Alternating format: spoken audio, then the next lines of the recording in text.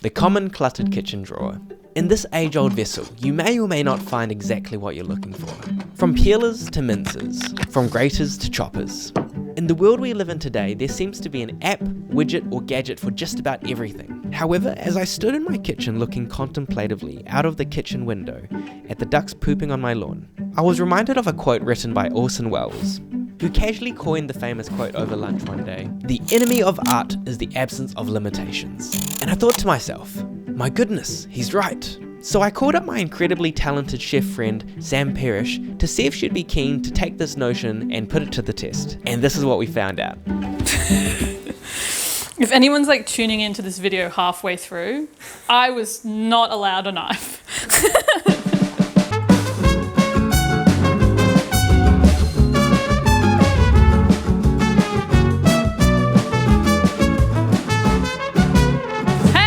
Parish, author of Cook Me, and I'm here to do a challenge with Story Bites.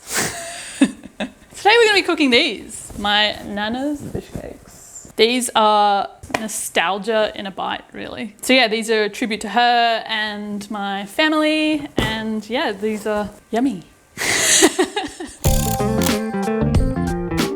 Right, kitchen utensils. You know, that's your crutch as a chef, I guess.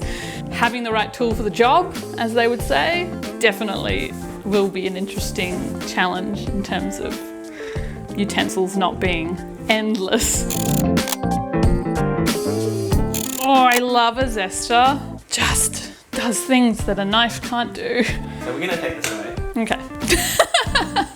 What's the second most important tool that you'd use? I would hope that the salmon is pin-boned anyway, so probably won't need these. Well, we'll let you keep them anyway. Okay. What's the third most important tool that you want? Probably this, because then I can flip things. Yeah. And my hands aren't going to get burnt. Nah, I think you don't probably don't. Okay, great. Actually, no, 100% my knife. Like, that is that will suck. But if you didn't have it, hypothetically, obviously that'd be ridiculous if you didn't have it. It would be hard. I would have to scrub the crap out of the potatoes. We might give that back to you, but I think we might just... Caveman. Okay, I'll be... Hold on to that for now. Okay. I mean, a peeler would be handy. No. Okay. So just get this. Do I even get a spoon? I mean, hands are essentially...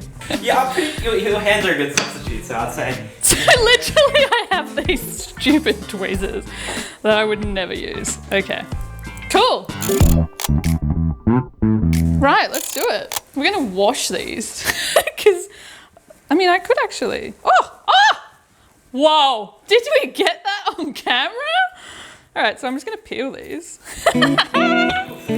There you were thinking that I wouldn't be able to peel my potatoes. It's all in the wrist. Okay, so you're gonna cut your potatoes. So for this, we're just going. Oh wow! This is working. Good stuff. Okay, so that's all going in our pot. And then whenever I cook potatoes, I always like to flavour the water because I just think it's such a missed opportunity otherwise. And a little bit of salt. Okay, so I only need half this onion. So we're just going to do what we did before. Just crack in there. Actually wonder if my hands are a better job for this. So we might even, do that. Like kind of bring the layers in so it's kind of chopping at the same time. As creative people, I think we always do more with less. I've been taught from a young age that sometimes you just got to make good of what you got. But I do love this recipe in that it all goes in the one pot. And then I've just got a garlic clove. And then cold water. Always cold water with potatoes. Like starch in potatoes does well to kind of be slowly brought to temperature and not just like thrown straight into 100-degree heat. Cool, so we're gonna cook that. Oh my God, I was about to get cutlery. Oh, how am I gonna zest the zest? Oh, no zest for you. So our potatoes are cooking. Meanwhile, I think we're gonna just whip up a mayo. I can't say Nana would ever have done this because usually it's just tomato sauce straight on. So some capers, some mayo, a bit of lemon zest, some dill, and mix that all together. Okay, so mayo, Kewpie always, because it's just delicious. Some capers. So how many? Let's go. The one time the stool's actually I mean, this is quite handy right now, exactly. I'm gonna try and cut these. Oh, my goodness. So you kind of want to mince these, so this is perfect. Absolutely love capers, could put them in anything and everything. It just adds that salty, pickly, actually a bit of the pickle juice might help if we can't get that lemon open. Okay, we're gonna, I could just use my hands for this. Give that a little mixy. I do want to put some zest in. Let's try, because you never know. Oh wow, it's working, guys. It's actually working. Look at that zest. But I need to prep the salmon, which is gonna be interesting. I could just remove the skin. It's more because I don't have a knife to remove it, so. Ta-da!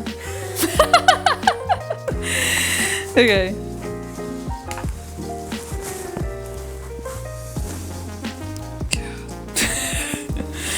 If anyone's like tuning into this video halfway through, I was not allowed a knife. So that's like falling apart essentially. It's super easy to run a skewer through. So we're just gonna like draw up the heat and add our salmon and just let it poach for not very long at all. Draining without a sieve. So maybe like that. So we'll pop it all into our bowl. I mean, these are working actually. Look at that fish. Wow. And if you can, as you're bringing the onion out, just like break it up a bit, but it'll break up. And now we're gonna mix. So, I might just get this to a nice mashed up place.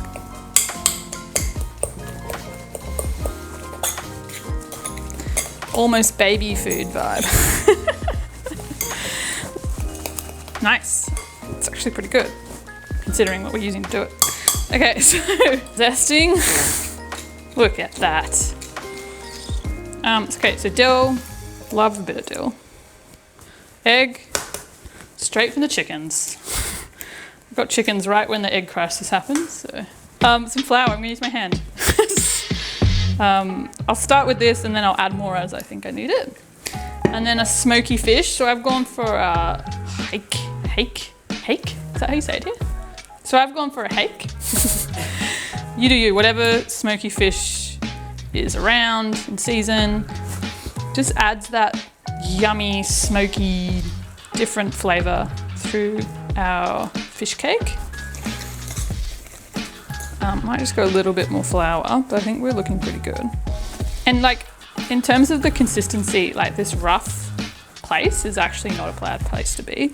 You want to still taste like, have that texture of the fish and not like mush. In terms of utensils, we definitely picked the right one because I don't know how I would do this with a knife. I would be quite lost at this point. I like to flour the outside because then it gets that crispy vibe when we're cooking.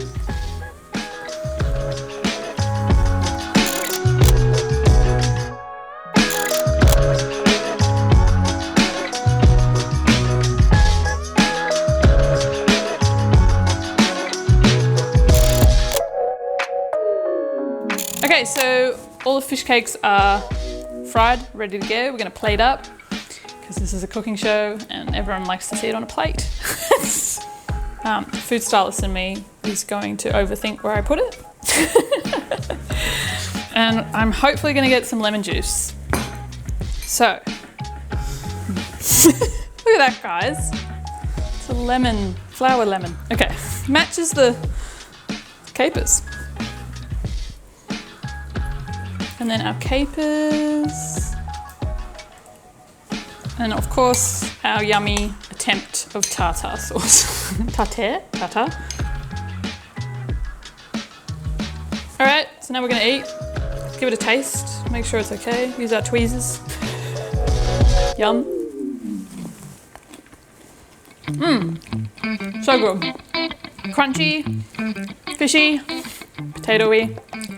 I mean, with these, this is what you can do with these guys. No other utensil was used in the making of these fish cakes.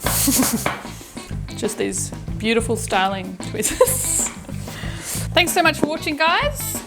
This recipe is in my cookbook, Cook Me, please. It was so cool being on here with Storybites team. Make sure you guys subscribe. Like, what are you doing if you're not subscribing to their feed? Yeah, get on it, and thanks for watching.